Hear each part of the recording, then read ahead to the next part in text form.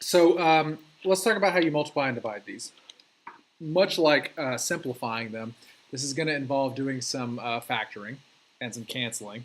But what I want you to keep in mind as we're doing these is that rational expressions and rational functions are fractions. So the rules that apply to fractions also apply to rational functions. So if I were to give you a pair of rational functions and have you multiply them, you do this the exact same way that you would multiply fractions together. So, refresh my memory, class. How do you multiply two fractions together? Did you say cross multiply? I think what you actually mean is multiply across. You multiply the numerators, multiply the denominators. So 4a times 3 is 12a, right? 5 times b squared is 5b squared. And then the last question we ask ourselves is, can I reduce that? Will any part of that reduce?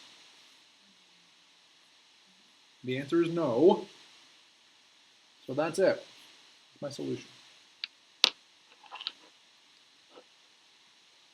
All right.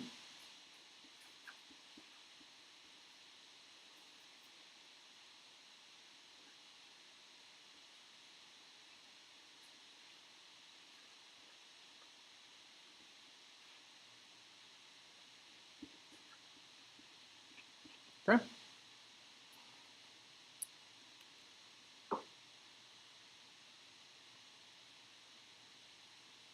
Multiply the numerators, and what do I get?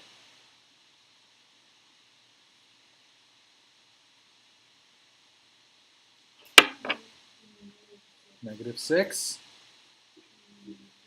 q to the fourth, q to the third, or q cubed. On the bottom, nothing really to multiply here, so I'm just going to kind of stick it all together. 9p to the fourth q squared. And then the last question we ask ourselves is there anything that can reduce?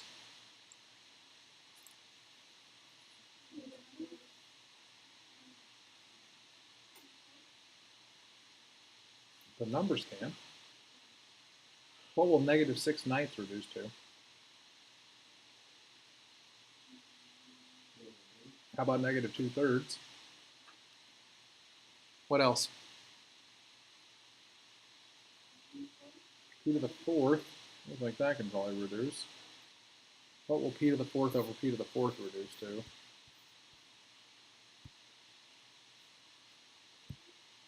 Yeah, nothing, it's gone. Anything divided by itself is 1.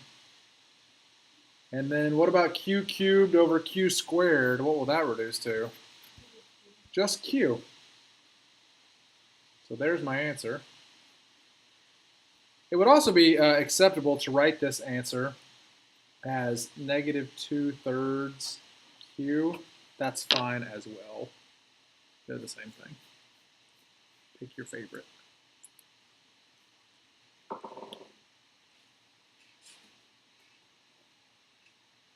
Yeah? Feel all right about that one?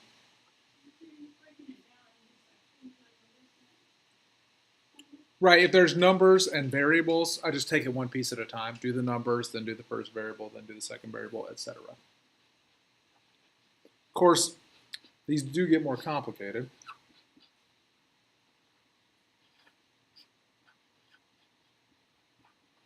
Like that.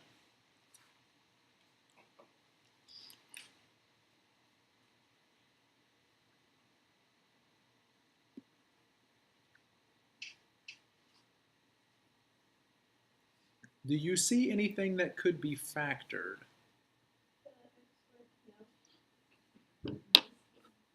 If you were about to say x squared plus x, you're right. What's the greatest common factor here? X. Leaving me with, there we go. See anything else I can factor? How about down here? What's the greatest common factor?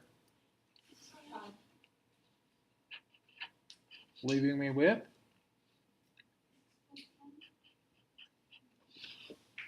Good.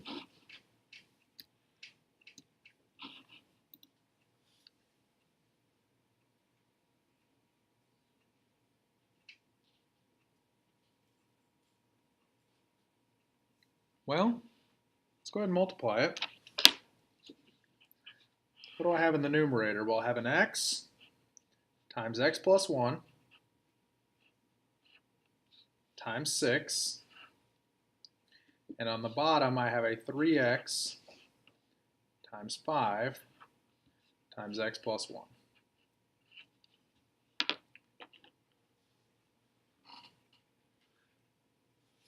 Can anything here reduce? Yeah, we got some x plus 1s. X plus 1 over x plus 1 is 1, so those are gone. What else? 7.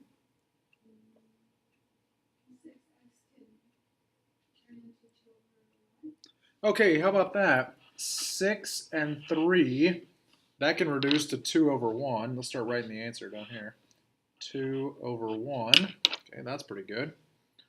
What else? How about the x's? X over x, those can cancel.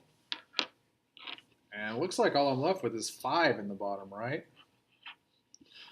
So the 6 over 3 reduced to 2 over 1, and then I also had the 5, so 1 times 5 in the bottom. 1 times 5, use a calculator if you need to, kids. It's 2/5. And that is the answer.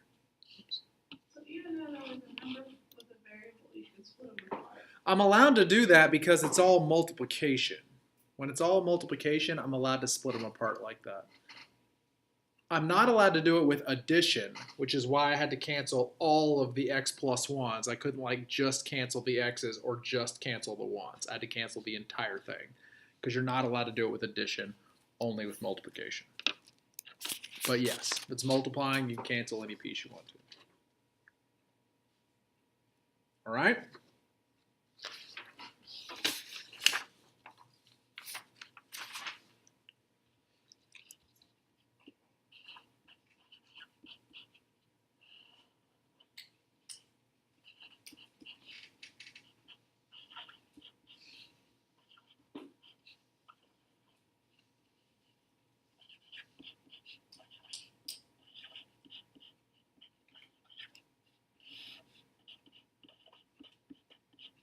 There we go. Now that is a good problem.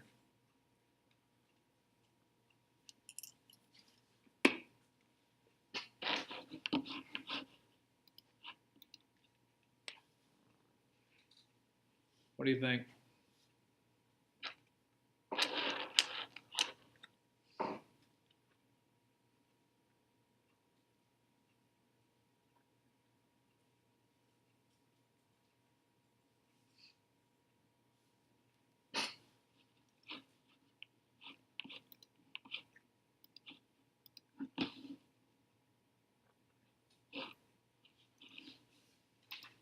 See anything we can do?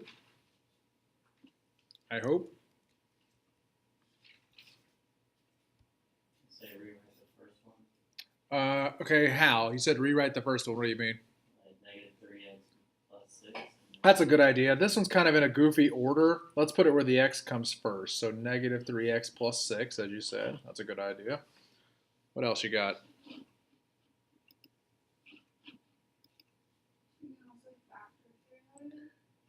Out of which one? Right here, I can factor a 3? Yeah, how about a negative 3? Switch colors here. So negative 3 factored out would leave me with what? How about x minus 2? Okay, good. So we switched the order and then we factored it. So far, so good.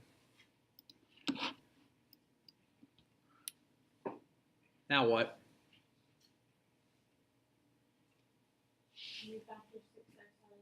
Yeah, we could factor a 6x right here, couldn't we? This is also in kind of a weird order, though, because the x squared comes second. So let's switch the order first. So the x squared comes first. And then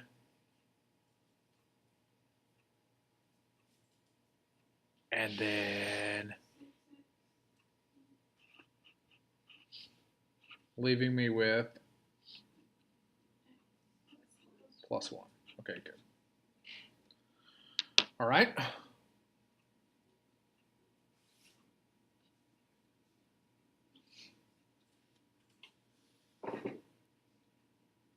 You can factor x squared minus 4. I can factor x squared minus 4. What can I factor that into? X minus 2. Is it x plus 2? There we go.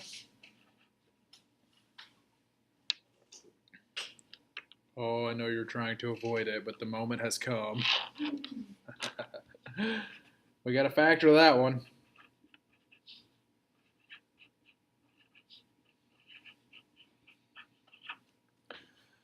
No greatest common factor, and there is a leading coefficient, so this is factor by grouping.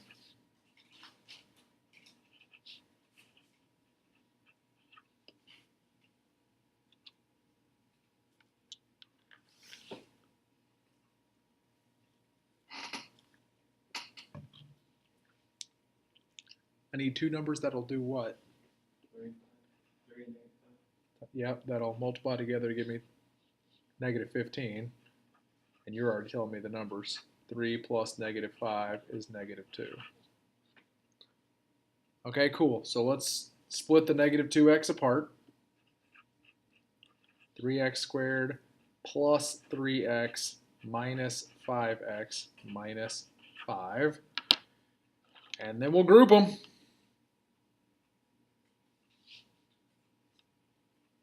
First two, 3x, leaving me with, 3x times careful, x. x plus x plus 1. Okay, let's group the next two.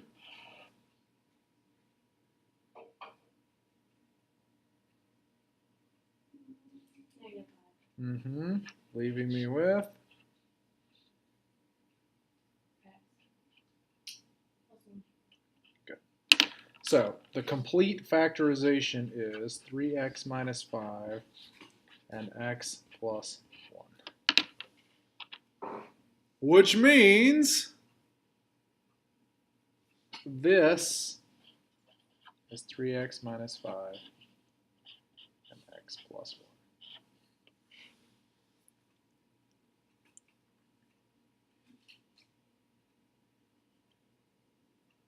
Lordy. Good Lord. All right, so here we go. I'll have to do some paper folding here.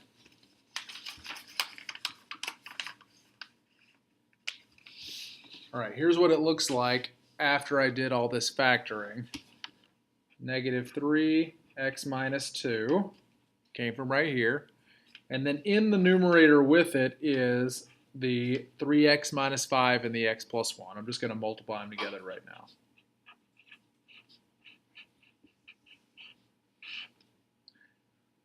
Okay, then in the denominator, 6x and x plus 1. And then x minus 2, x plus 2 from this other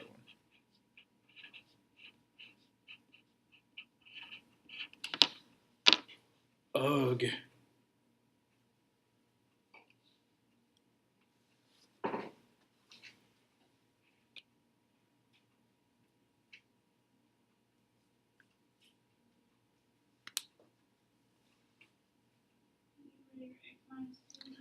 Yeah, let's get to work canceling some stuff. And you said we've got some x minus 2's. Here's an x minus 2 and an x minus 2, so that's gone. Yeah, we got an x plus 1 and an x plus 1. That's gone.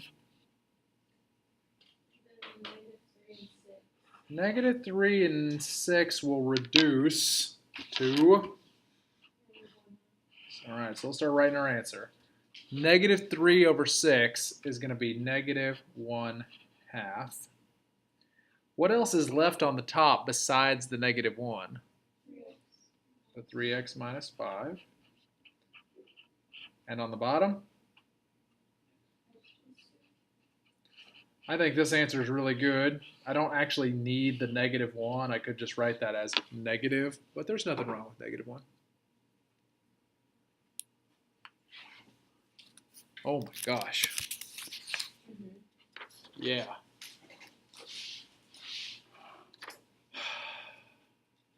That is intense. That is intense. It reminds me of the last time I went camping. That was also intense.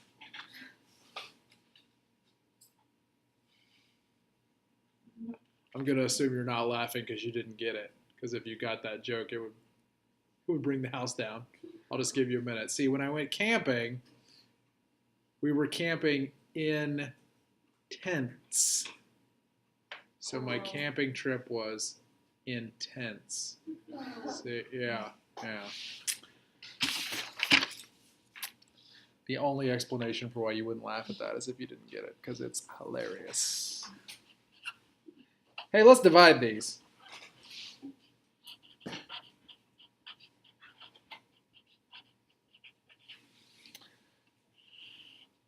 don't know if I've mentioned this before, but rational expressions function the same as fractions.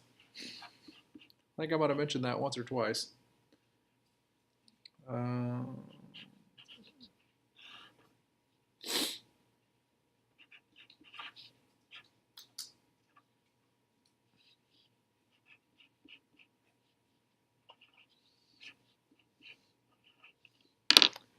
Now, the reason that's information that I'm bringing up again is because how do you divide fractions? Just regular fractions.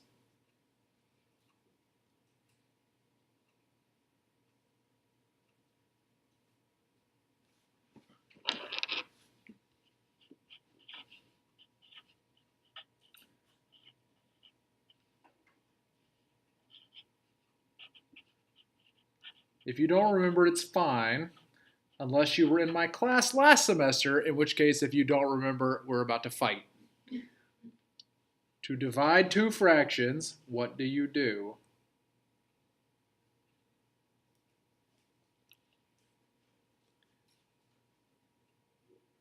Now, the official math definition is probably something like multiply the first rational by the reciprocal of the second rational. If you looked it up in a math book, that would probably be the definition. But you probably heard it as flip the second fraction, which is the reciprocal, and multiply.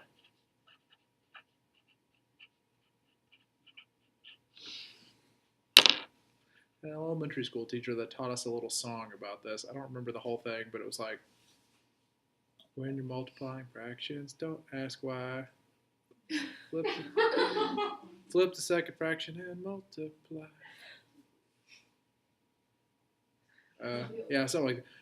Anyway, the part of the song I remember is don't ask why rhymed with multiply. Seems like a bold way to teach math. Don't ask why, just do it. But why do you shut up? Just do it. Because.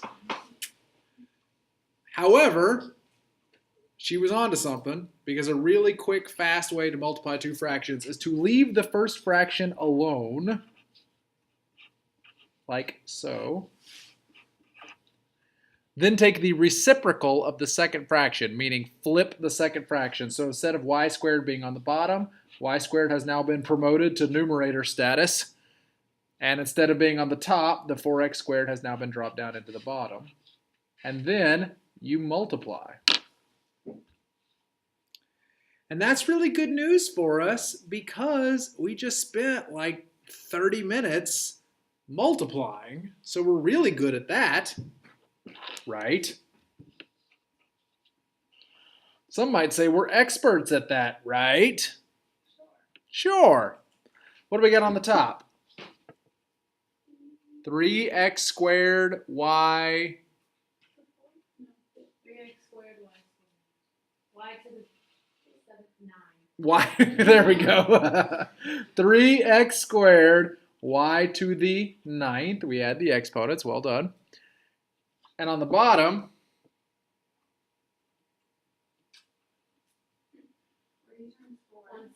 160 X.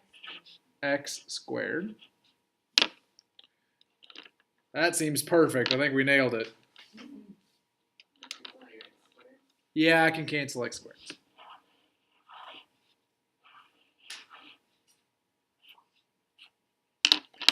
Which actually leaves me with 3y to the 9th over 160. Now, can I cancel or reduce the 3 and the 160? No. No, I can't. So that's the answer.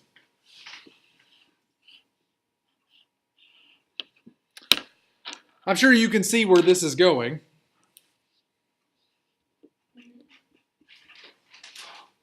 These are now going to be multiplication problems with one extra step added in.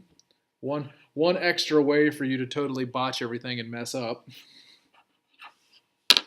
And that is to have to flip the second fraction before you do multiplication. But still, ultimately, multiplication.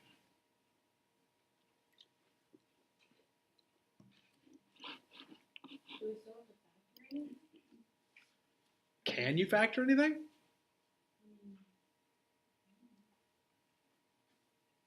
In this problem, can you factor anything?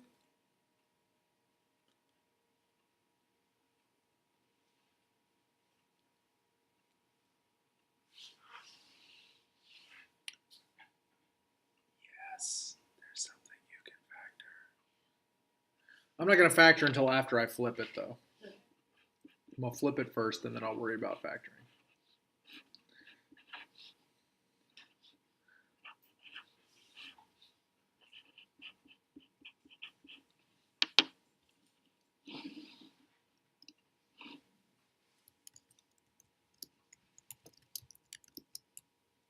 Okay.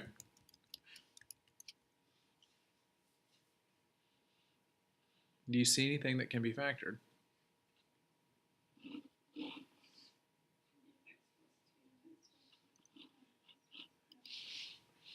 The x plus 2 squared has already been factored. It's already in parentheses and squared. Do you see anything else that can factor? Yeah, the 2x plus 4. What can that factor into? 2x. Or 2. Yeah, x. There we go. So on the top, x plus 2 squared times 5. And on the bottom, 10 times 2 times x plus 2. All right? Anything that can cancel.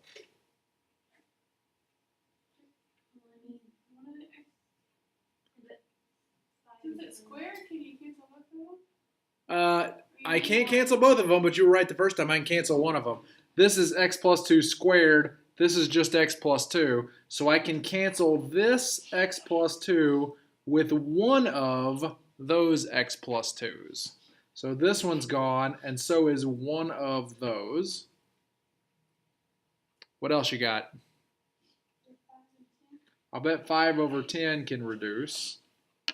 2.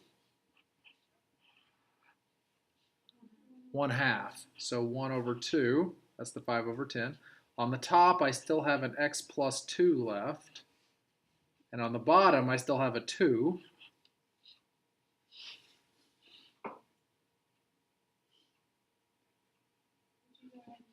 Yep, I will go ahead and multiply them, and I don't really need the 1. So I'm just going to leave this as x plus 2. And on the bottom, 2 times 2 is 4. And that will be my answer.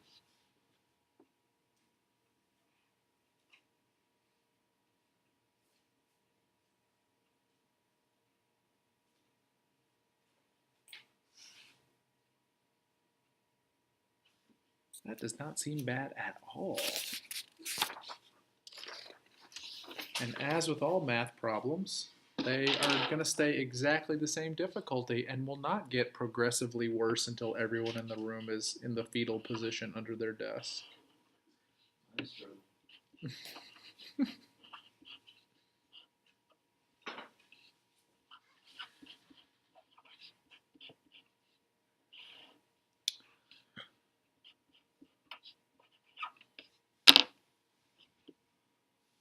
I know you're all thinking, the most disappointing part of this is that I know that one day it will have to end, but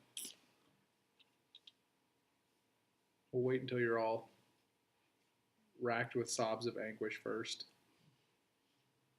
That's how you know you're done doing math. You're done when you start to cry. That was 10 ago. Some of you were done in 1998. All right.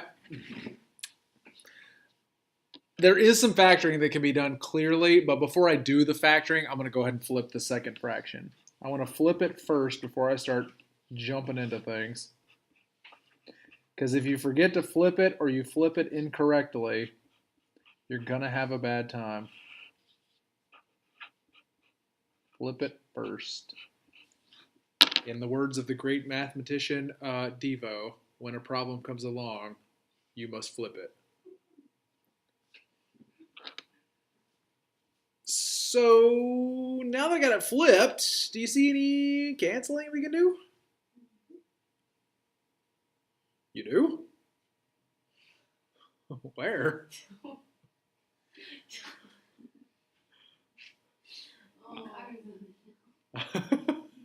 I don't see any canceling. can you reduce the 10x minus 2? I can't reduce anything that's got a plus or a minus sign in it. I can only reduce when there's multiplication involved. Which means before I can reduce, I'm going to have to do some factoring. So what factoring do you see, kids? Oh, that's what I meant. That's the word I meant. What factoring? No? Can you factor that? Can I factor what? 10x minus 2. That seems good. What's the greatest common factor of 10x minus 2? 2. Just 2. What would that leave me with? 5x minus 1. Great. All right, we're on our way. What else you got? Any other factoring? Oh, yeah, that's it. No. Yes, x squared minus 9. X squared minus 9 can factor. What will that factor into? X.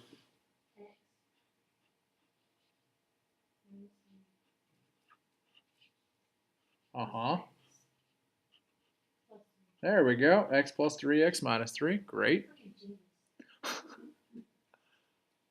That it?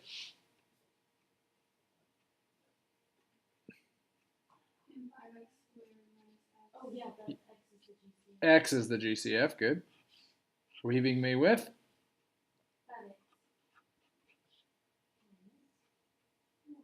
Very good. Very good.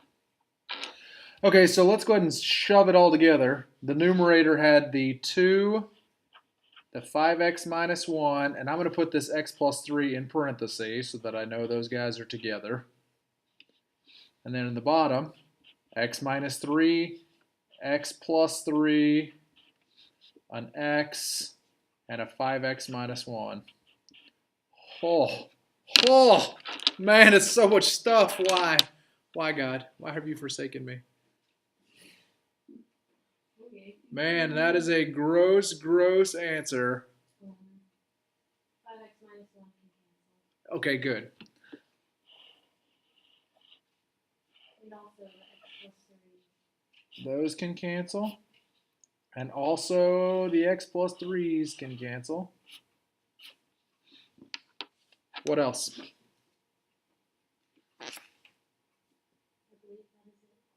I believe that is it as well. On the top, what do I have left? Just 2. And on the bottom, I have an x minus 3 and an x. The order doesn't really matter, but it's just good math practice to put the parentheses last. It wouldn't be wrong if you put the x last. It would just look weird.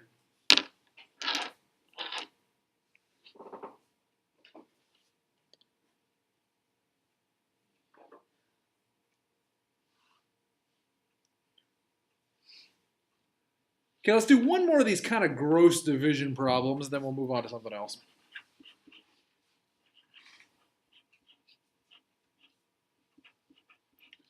I'm going to give you one of the bad ones. Hopefully what you're taking away from these problems is that when the problems are bad, The bad part is always the factoring. It's not actually the rational functions. It's not the multiplication and division. It's factoring. You have to know factoring in order to do this, or you're gonna have a bad time. So, what do we do first? Flip it. Let's flip it. You must flip it. Before you try to factor, before you try to cancel, flip it first. Because if you get carried away and you forget to flip it, things are not going to work out well for you.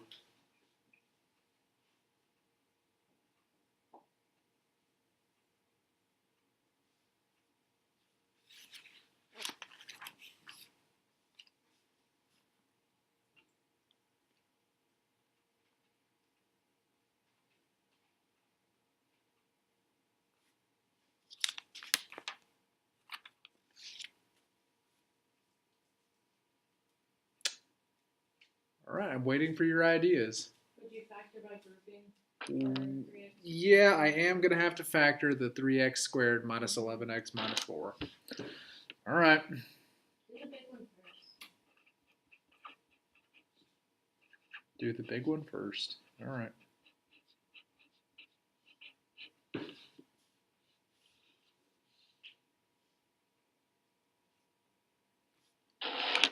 Okay. A is equal to 3. B is equal to negative 11. C is equal to negative 4. So A times C is negative 12. So I'm looking for two numbers that I can multiply together to get negative 12, but when I add them, I get negative 11. Negative 12 and positive 1. How about that? Negative 12 plus 1. You are so smart.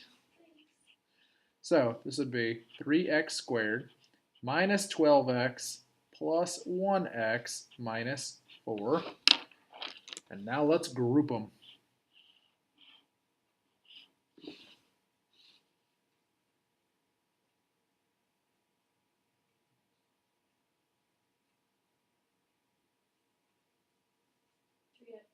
Mm-hmm.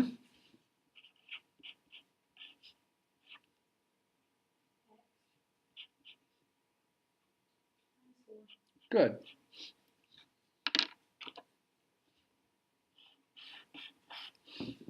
What about there? 1. Good. Leaving me with? Good. So the complete factorization of that monster is? X minus 4 times 3x. Great.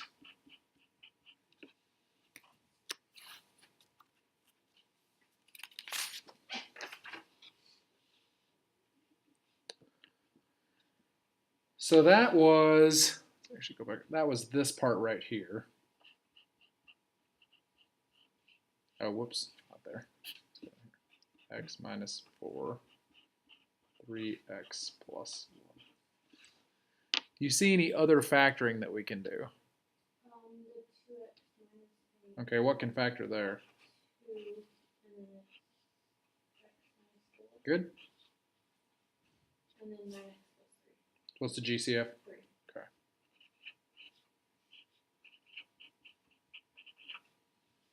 Okay. Isn't that supposed to be 1? Yes. How dare you correct the teacher? How dare you correct the teacher while we are recording for all the people on YouTube? Oh, Lord. You correct the teacher? The comment section is going to be so savage.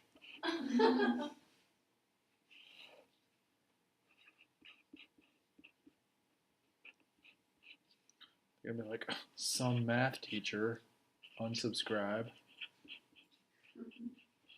Dude can't even divide by 3. Hashtag not my math teacher. All right, what do you got? What should we do next? I feel like putting them together was a great idea.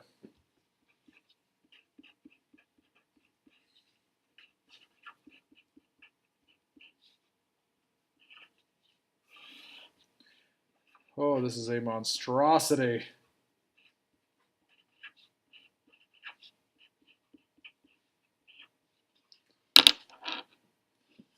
Man, this problem is hard to solve.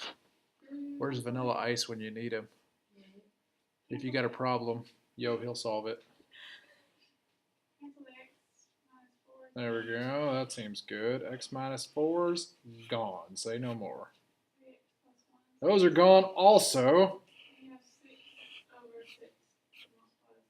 Yeah, I got 6 on the top, and look here. 2 times 3. I got 6 on the bottom also. So I got 6 on the top and 6 on the bottom, so the answer is 1. All that work and the answer is 1. It's actually really satisfying. Ah, everything canceled. This is my zen right here. Everything canceled.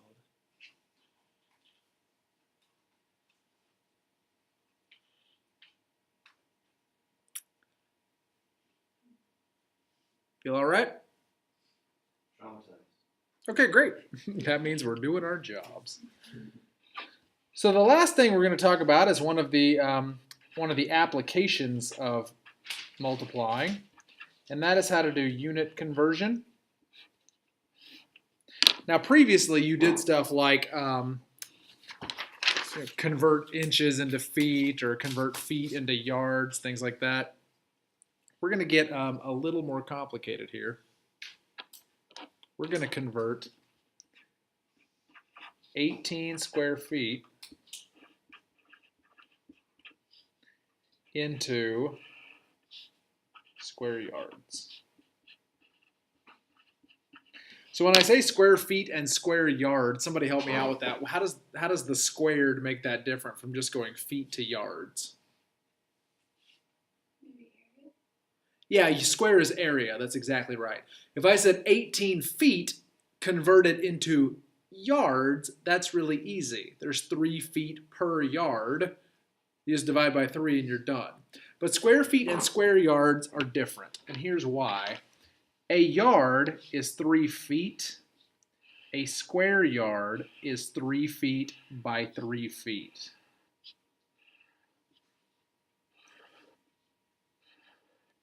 So this right here is a square yard. This is 3 feet. And this is 3 feet. This is 1 square yard because a yard is 3 feet. So a square yard is 1 yard long and 1 yard tall. So if I wanted to convert a square yard, which is what this is, into square feet, how many would it be? 1 square yard is equal to how many square feet? Well, count them. How many feet are there? Well, 3 by 3, so 9. 9 square feet. If you count the little squares there. 1, 2, 3, 4, 5, 6, 7, 8, 9. 9 square feet.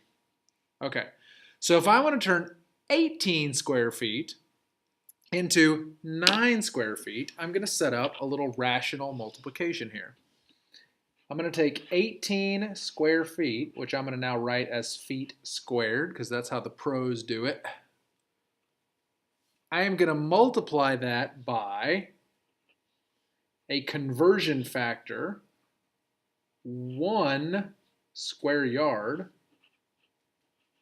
is equivalent to 9 square feet. I'm going to multiply these two things together.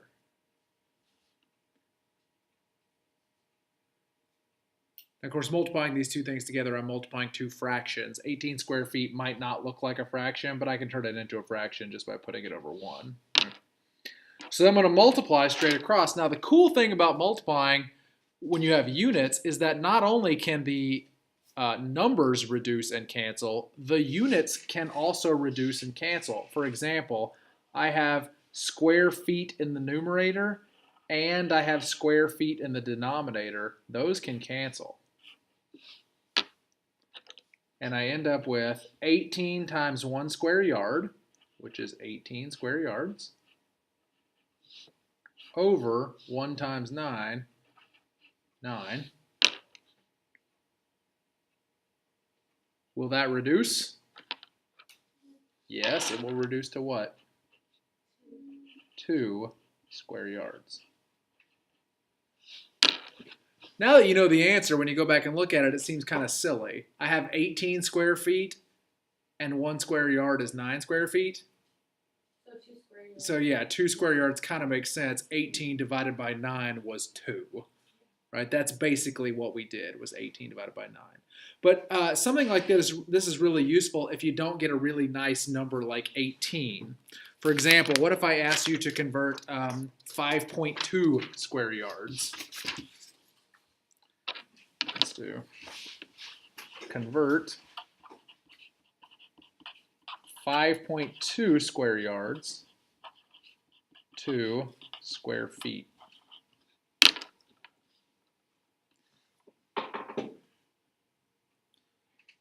So again, I'm going to take the 5.2 square yards and multiply it by a conversion factor, 5.2 square yards. But I'm not going to multiply by the same conversion factor that I did before, which was 1 square yard over 9 square feet. And the reason I'm not is because the benefit here to setting it up this way is that the feet squared canceled and I was just left with yards, right? Which is what I wanted my answer to be in. I wanted square yards. Here I have square yards and I want my answer to be in feet. So I'm still going to multiply by the same conversion factor, except I'm going to flip it. 9 square feet is equivalent to 1 square yard. And the reason I know to do that is because now if you look at this multiplication problem, I've got square yards in the numerator and square yards in the denominator. Let's go ahead and make this a fraction just so you can really see it. Now the square yards are going to cancel, and I will be left with square feet, which is what I want my answer to be in, square feet. On the bottom, I'm just going to have 1. That's kind of nice. On the top, it's pretty gross. I'm going to have 5.2 multiplied by 9. 5.2 multiplied by 9 is going to be 45 plus 1.8, 46.8 square feet.